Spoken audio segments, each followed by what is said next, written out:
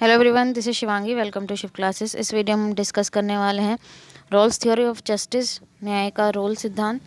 तो ये MEC 06 में आपका काफ़ी बार रिपीट हुआ है, लेकिन ये टॉपिक इन सब्जेक्ट कोड से भी रिलेटेड है। ये आपके माइक्रो के सब्जेक्ट कोड है। फर्स्ट ईयर का आपका सब्जेक्ट है। 1014 for new student, 001 for old student who enrol before 2018 और 106 लास्ट ईयर ही इंट्रोड्यूस हुआ था। ठीक है, लेकिन ये 006 में काफ़ी बार पूछा गया है, लेकिन ये टॉपिक आपका माइक्रो में भी है, तो इसीलिए मैंने सब्जेक्ट कोड यहाँ पे मेंशन कर दिए हैं। क्या पता उसमें भी पूछ लिया जाए आपसे। तो चलिए स्टार्ट करते हैं। तो थ्योरी ऑफ जस्टिस है 1970 का वर्क है, एक पॉलिटिकल फिलॉसफी है and ethics by the philosopher. किसने दिया था? जॉन रोल्स ने दिया था। जिसमें जो ऑथर है वो क्या अटेम्प्ट करना चाहता है, क्या प्रोवाइड कराना चाहता है? एक मोरल थ्योरी जो अल्टरनेटिव है यूटिलिटेरियनिज्म के, जो एड्रेस करती है प्रॉब्लम डिस्ट्रीब्यूटिव जस्टिस का, मींस कि जो सोशल जस्टिस है, डिस्ट्रीब्यूशन ऑफ गुड्स का सोसाइटी में।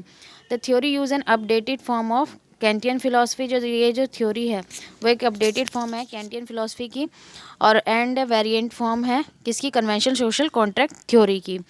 तो जो रोल्स थ्योरी है वो फुली पॉलिटिकल थ्योरी है जस्टिस की, oppose to other form of justice discuss in the other discipline and context. तो हिंदी वाले स्टूडेंट हिंदी वाली थ्योरी पढ़ सकते हैं। समझा मैं हिंदी में ही रही हूँ। तो न्याय का सिद्धांत दार्शनिक जॉन रोल्स द्वारा कब दिया गया था? 1971 का, मतलब उनका वर्क है, तो तभी ये दिया गया था। तो आगे बढ़ते हैं। अब क्या क्या प्रिंसिपल थे? पहला है प्रिंसिपल ऑफ इक्वल लिबर्टी, समान स्वतंत्रता का सिद्धांत, और दूसरा है आपका प्रिंसिपल ऑफ इक्वालिटी, समानता का सिद्धांत। तो पहले हम समझेंगे प्रिंसिपल ऑफ इक्वल लिबर्टी को, मीन समान स्वतंत्रता का सिद्धांत। तो समान स्वतंत्रता का सिद्धांत क्या कहता है कि सिद्धांत मूल स्थिति से प्राप्त होने वाले न्याय का पहला सिद्धांत है। तो ये पहला सिद्धांत है। इसमें क्या बोलता है? सिद्धांत में क्या किया गया है कि जो जितने भी सिटीज़न हैं एक स्टेट के, उनके पास इक्वल राइट है। ठीक है, बेसिक लिबर्टी का, मीन्स बुनियादी स्वतंत्रता का सभी के पास एक जैसा राइट है। किसके अकॉर्डिंग? रोल्स के अकॉर्डिंग। और वो क्या कहते हैं यहाँ पे? which according to rules entail freedom of conscience, expression, association and democratic rights। तो इसमें क्या क्या है? अभिव्यक्ति का अधिकार है उनके पास, संघ का और लोकतांत्रिक अधिकारों स्वतंत्रता पर तो जोर देता है कि भाई सबके पास इक्वल लिबर्टी होनी चाहिए। और रोल्स ने इसमें क्या किया है? इस राइट में और क्या ऐड किया गया है? पर्सनल प्रॉपर्टी को एक बेसिक लिबर्टी के रूप में एक इंडिविजुअल की कि उसके पास होनी चाहिए, कि व्यक्तिगत संपत्ति के अधिकार को उन बुनियादी स्वतंत्रता में से एक रूप में जोड़ा है जो व्यक्तियों के पास होनी चाहिए, और जिसका सरकार द्वारा उल्लंघन या संशोधन नहीं किया जाना चाहिए, कि भाई सरकार उनका कोई भी उल्लंघन ना करे, किसके हर इंडिविजुअल को एक बेसिक प्रॉपर्टी का उनके पास राइट होना चाहिए। हालांकि उन्होंने लोगों के पास होने वाली बुनियादी स्वतंत्रता के हिस्से के रूप में असीमित व्यक्तिगत संपत्तियों के पूर्ण अधिकार को बाहर रखा है। भाई इंडिविजुअल के लिए एक पर्सनल प्रॉपर्टी तो होनी चाहिए, लेकिन जिनके पास अनलिमिटेड पर्सनल प्रॉपर्टीज़ है उसको इन्होंने इस बेसिक लिबर्टी से बाहर रखा है रोल्स ने।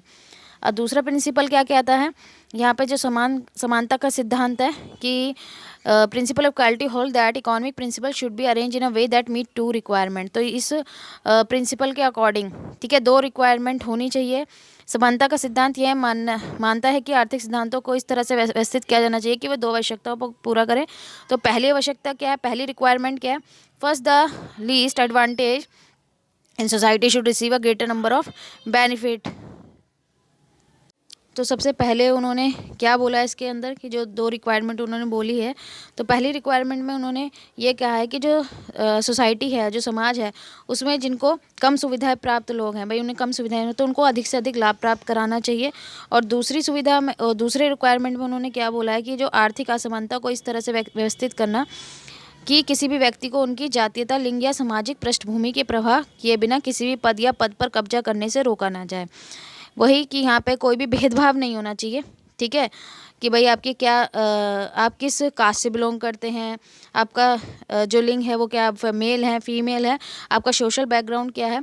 तो किसी की भी पोजीशन को अगर वो होल्ड करना चाहते हैं, कहीं भी काम करना चाहते हैं, तो उस चीज़ से उसे रोका ना जाए।